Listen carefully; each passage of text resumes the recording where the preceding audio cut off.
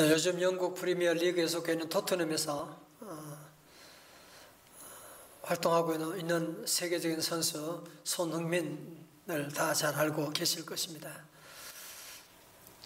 손흥민 선수가 월드 클래스로 이렇게 성장할 수 있는 그런 선수가 되는데 가장 큰 영향을 미친 분이 바로 그의 부친 손웅정 씨라는 사실도 여러분 알고 계실 것입니다. 그런데 손웅정 씨가 작년 말에 책을 한 권 출판했는데요. 제목이 모든 것은 기본에서 시작한다. 부제로 실력도 기술도 사람 됨됨이도 기본을 지키는 손웅정의 삶의 철학. 여러분 책 사보지 않더라도 그냥 제목만 봐도 저자가 지금 무슨 얘기를 하려고 하는 것인가 라는 사실을 넉넉히 짐작할 수가 있지 않습니까?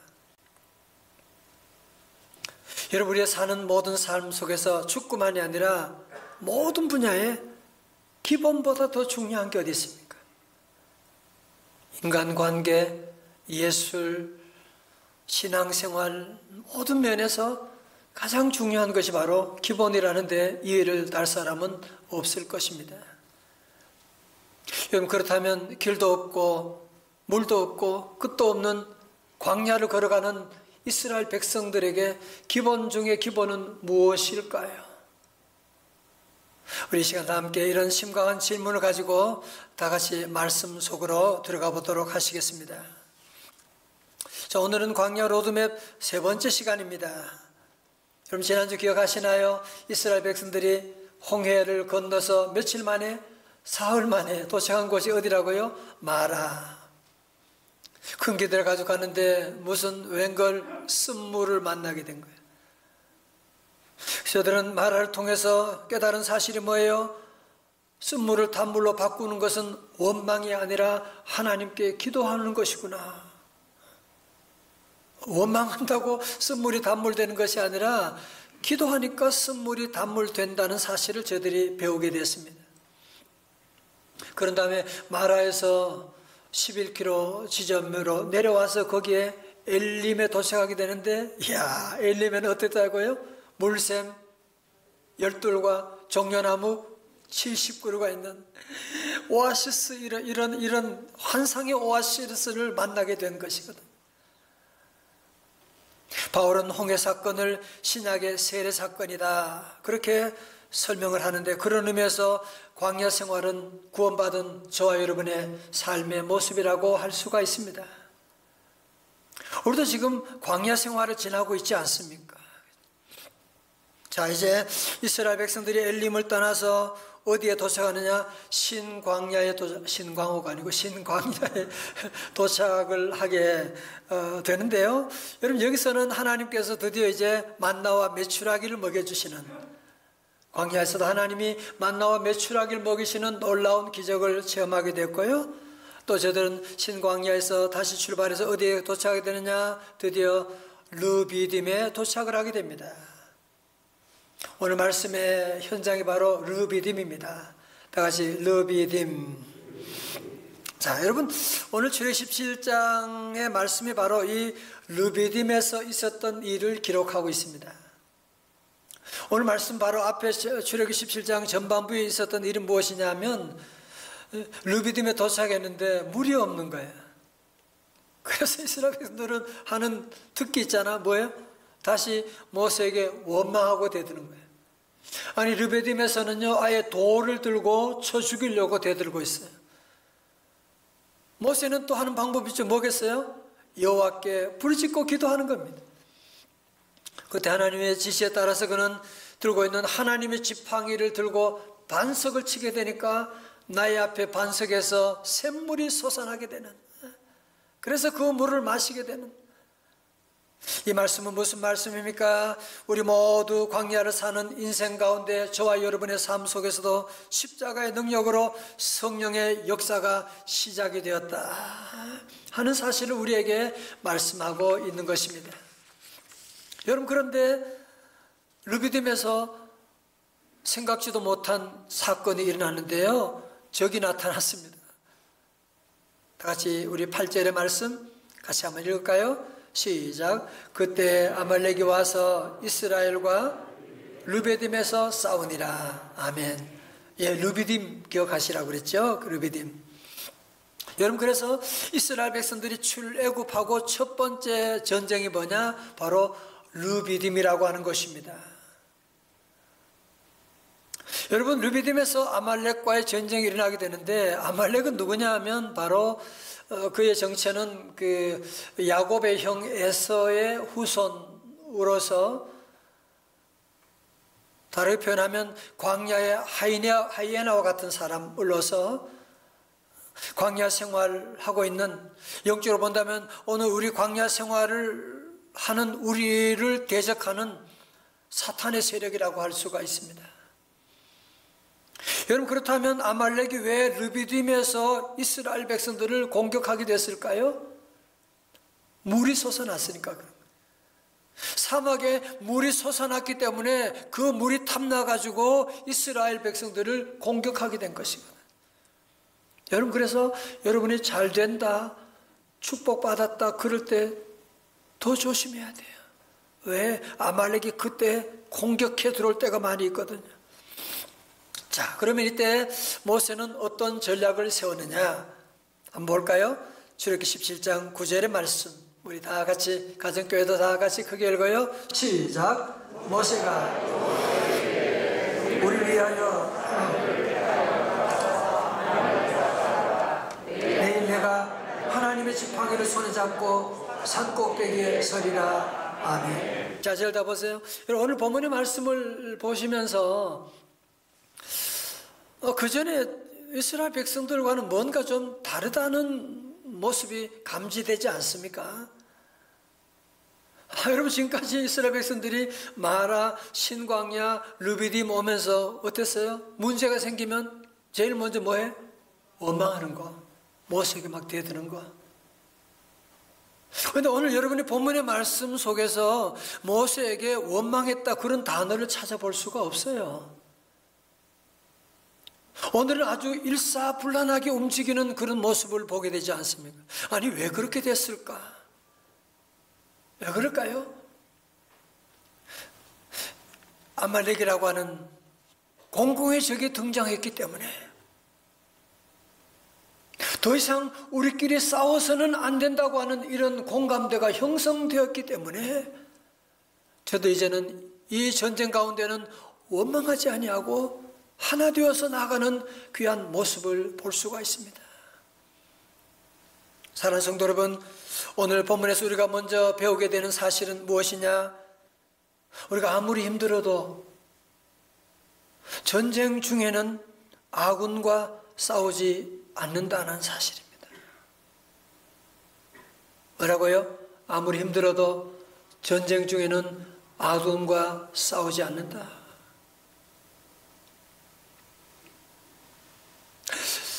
참 우리가 이상한 것 가운데 하나는, 우리는 잘 모르는 사람들, 또 멀리 있는 사람들에게는 아주 친절하고 아주 나이스하게 잘 하는 경우가 많은데요, 가까이 있는 사람들에게, 사랑하는 가족들을 만나게 되면 이 분노 조절 장치가 잘 작동되지 않는, 10회만 들으면 아무것도 아닌데 화를 내고, 왜 그럴까? 왜 그러냐? 알아보니까 그것은 바로 자존감이 낮아서 그렇대요. 여러분, 자존감이 높은 사람은 내가 귀한데, 하나님이 허락하신 내 아내가, 남편이 귀하고, 내가 다니는 교회가 귀하고, 내가 다니는 회사가 좋은 것이고, 왜 내가 귀하니까 내 곁에 있는 사람 모두가 귀하게 여겨지는데, 자존감이 낮은 사람들은 내 자신이 우스니까, 풀 거 아니니까 그런 시각으로 내 주변의 사람들을 함부로 대할 때가 참 많이 있는, 왜 밖에 나가서는 마스크를 쓰고 다른 사람에게 잘하려고 노력을 하는데 집에 들어오면 마스크를 벗어버리고 자기의 본래 모습 그대로 하다 보니까 정말 사랑해야 될 가족들에게, 정말 사랑해야 될 교우들에게 때로는 분노 조절이 되지 않을 때가 많이 있다는 것입니다. 여러분, 이런 갈등이 있게 되면, 부부간에 이런 갈등이 있으면 우리 자녀들에게도 모두가 다 자존감이 낮는 그런 자녀들이 되게 되거든요. 그러면 성경은 우리에게 경고합니다. 갈라디아 5장 15절에 시작. 만일 서로 물고 먹으면 피차 멸망할까 조심하라. 예. 여러분, 싸워서 승리하는, 지금 러시아하고 우크라이나가 싸우지만 승리하는 게 어디 있어요? 피차 멸망하는 거예요. 싸우면 피차 멸망하는 걸 여러분이 아셔야 돼요.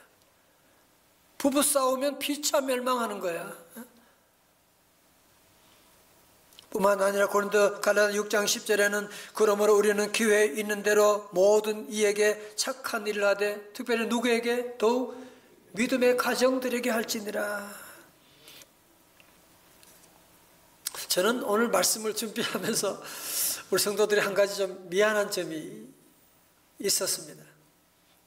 그건 뭐냐면, 광야 로드맵 시리즈 설교하면서 매주일마다 기도에 대한 얘기를 계속 반복하고 있으니까 말이죠. 또 기도네.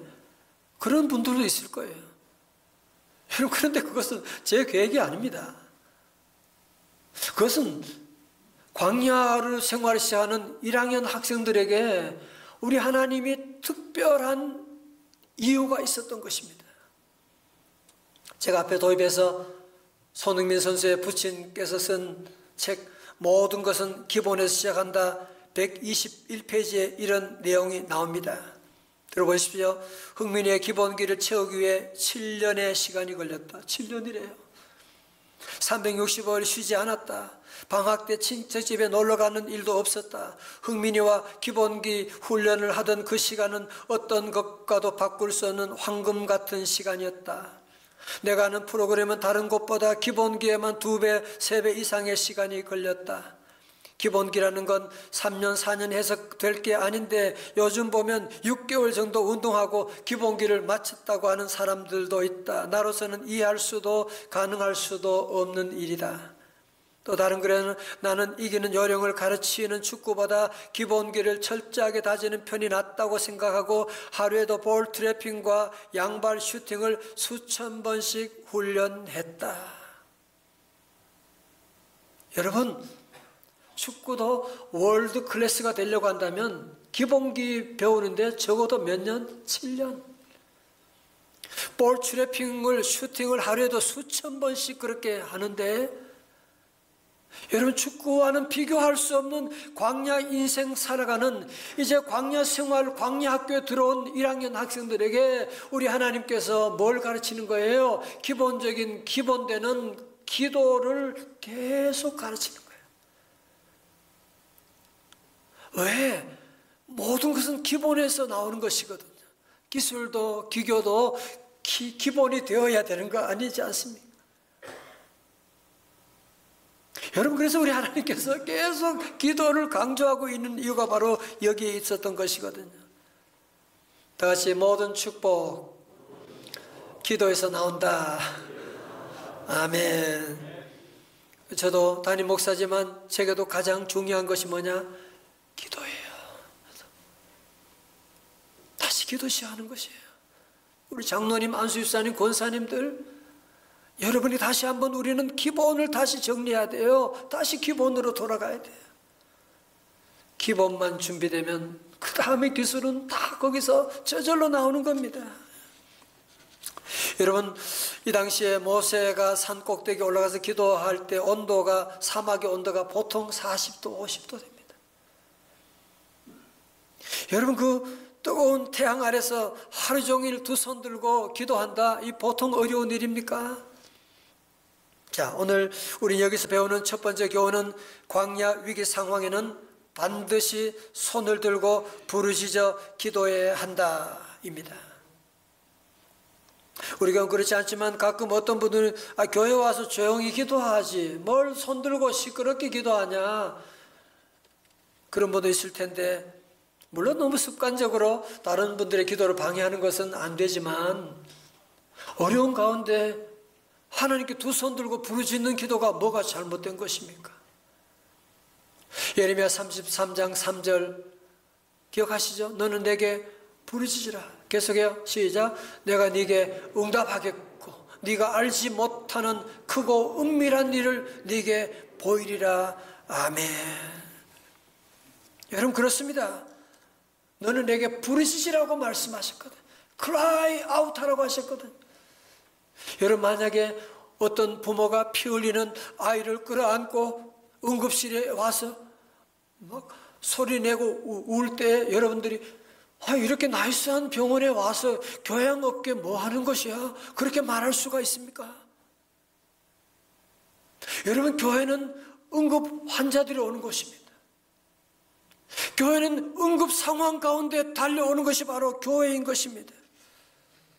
여러분 우리가 조용히 드리는 묵상 기도, 그런 기도할 때가 있습니다. 좋은 기도입니다. 그런데 우리가 살다 보면 응급 상황을 만날 때가 있지 않습니까? 정말 길이 없는, 어떻게 할 수 모르게 되는 그런 응급 상황 가운데 우리 성도들이 하나님께 긴급하게 두 손 들고 하나님께 기도하고 나가는, 이것이 얼마나 지혜로운 삶입니까? 다시 두 손 높이 들고 주여. 아멘. 두 번째로 광야 위기 상황 가운데 반드시 함께 기도하십시오. 출애굽기 17장 12절의 말씀 보십시오. 모세 팔이 피곤하며 그들이 돌을 가져다가 모세 아래 놓아 그가 그 위에 앉게 하고 아론과 훌이 한 사람은 이쪽에서 한 사람은 저쪽에서 모세의 손을 붙들어 올렸더니 그 손이 해가 지도록 내려오지 아니한지라. 성도 여러분, 저를 보세요. 만약에 모세가 출애굽 영웅이잖아요. 아말렉쯤이야. 그러니까 독불 장군처럼 혼자 기도의 산꼭대기에 올라갔다면 어떻게 됐을까요? 여러분 한번 손 들고 한번 몇 분 버티나 한번 해보세요. 30분, 1시간 버틸 수 있습니까?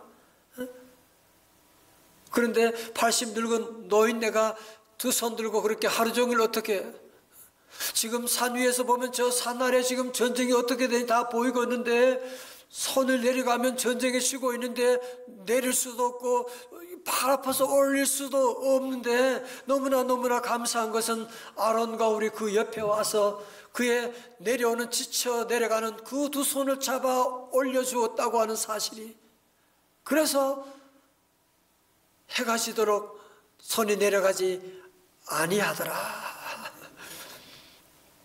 사랑하는 성도 여러분, 여러분도 정말 힘들 때 이렇게 부끄러운 걸 어떻게 얘기를 해? 그러지 않아요. 여러분 그런 어려움이 있을 때 사랑하는 우리 셀 가족들에게, 셀 리더들에게, 또 기도하는 중보 기도하는 분들에게, 주의 종들에게, 내가 지금 이런 응급 상황에 있습니다. 여러분들이 빨리 SOS를 쳐야 됩니다. 그러면 모세도, 예수님도, 바울도 중보 기도자들이 옆에 있었는데, 여러분 기도 생활에 보면 다 아시잖아요. 누구나 다 기도의 손이 올라가다가 내려올 때가 다 있거든요. 기도하다가 기도를 중단할 때가 누구나 있거든요. 그럴 때 우리 성도들은 중보 기도해주는 아론과 훌을 만나게 되면, 그들에게 기도를 부탁하게 되면 아론과 훌의 도움을 통해서 여러분 놀라운 반전이 시작될 줄로 믿습니다. 세 번째 교훈은 뭡니까? 광야 위기 상황에서 기도하면 대진표가 바뀌게 됩니다. 여러분 8절에서 전쟁 시작할 때, 그때 아말렉이 와서 이스라엘과 르비딤에서 싸우니라. 그때는 누가 누구의 싸움? 아말렉과 이스라엘의 싸움. 여러분 그런데 16절에 와서 완전히 얘기가 달라지는데요. 16절 다 같이 한번 읽어봐요. 시작. 이르되 여호와께서 맹세하시기를,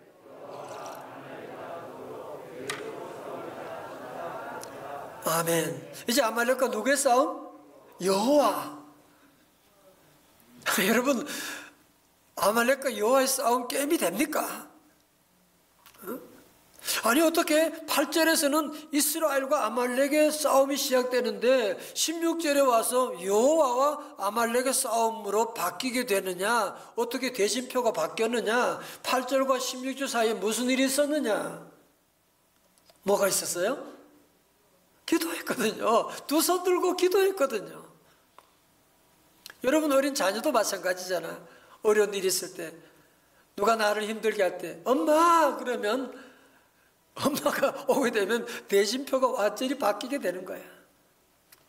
그러므로 우리 성도들은 어려운 위기 가운데 늘 우리가 기도의 자리로 나가게 되면 더 이상 여러분이 아말렉과 싸우지 말아요. 다쳐요. 더 이상 화내지 말아요.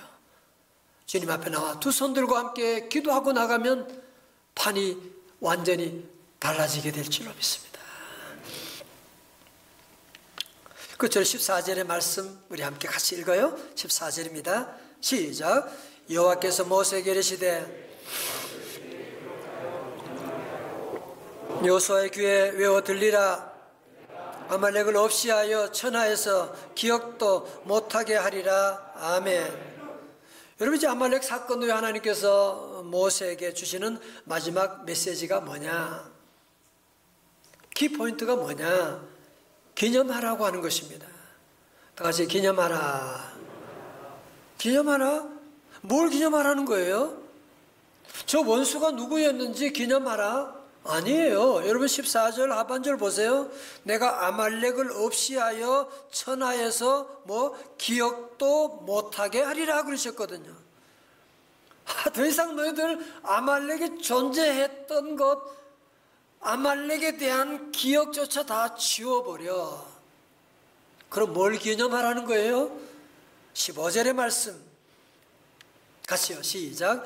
모세가 제단을 쌓고 그 이름을 여호와 니시라 하고. 아멘. 여호와 니시 뜻은 뭐예요? 여호와는 나의 깃발이다. 영어로 The Lord is my shepherd. 셰퍼드가 아니고 배너. 여호와는 나의 배너 깃발이시다. 다시 말해서 뭐 하는 거예요? 여호와의 승리를 기념하라 그 뜻이에요. 같이 여호와 니시. 여호와는 나의 깃발이다. 여러분 사실 우리가 살다 보면 많은 경우에 지난날에 우리가 과거의 그 아픔들을 기억하는 경우가 참 많습니다. 과거에 그 사람이 내 인생을 망치고 과거에 나를 힘들게 했던 아말렉을 기억하고 그때 받았던 그 상처 때문에 앞으로 전진해 나가지 못한 일들이 얼마나 우리에게 많이 있습니까? 하나님 우리에게 말씀하는 거예요. 아말렉을 기억조차 하지 말라고 하는 거예요.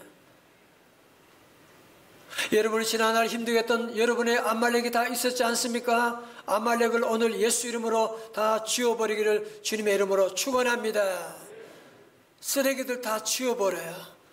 입에조차 말도 하지 말아요.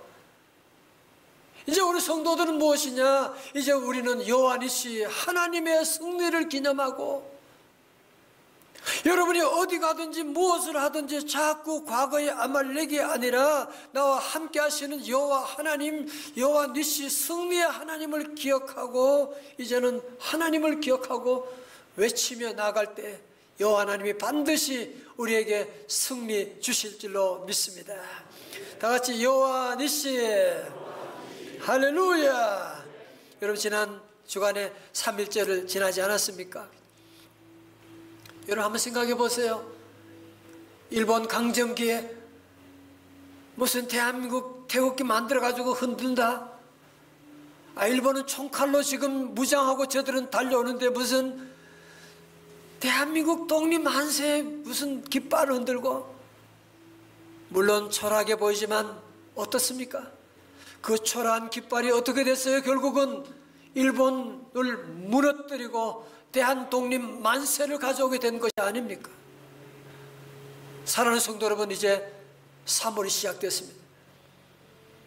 정말 이제 우리의 계절이 왔습니다. 죽었던 나무들 곳에 꽃이 피어나는 새로운 계절이 시작되는데 옛날 어른들이 한 말이 있잖아요.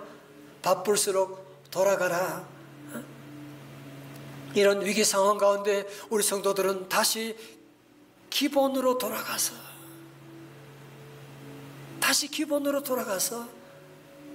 다시 기도의 자리로 돌아가서 여러분 어디 있든지 무엇을 하든지 늘 기도의 손을 높여들고 힘들다 어렵다 안 된다 그런 얘기하지 말고 하나님께 SOS를 치고 나가고 더 이상 우리는 과거의 아말렉에 대한 기억은 지워버리고 실패 없는 사람, 실수 없는 사람, 상처 없는 사람 누가 있어요? 이제 우리 성도도 예수 이름으로 여호와 니시를 기억하고 여호와 니시의 승리의 깃발을 흔들면서 우리 모두 2022년 남은 모든 날들 승리의 깃발을 흔들며 여호와의 승리를 기념하며 승리의 삶을 살아갈 수 있기를 주님의 이름으로 축원합니다.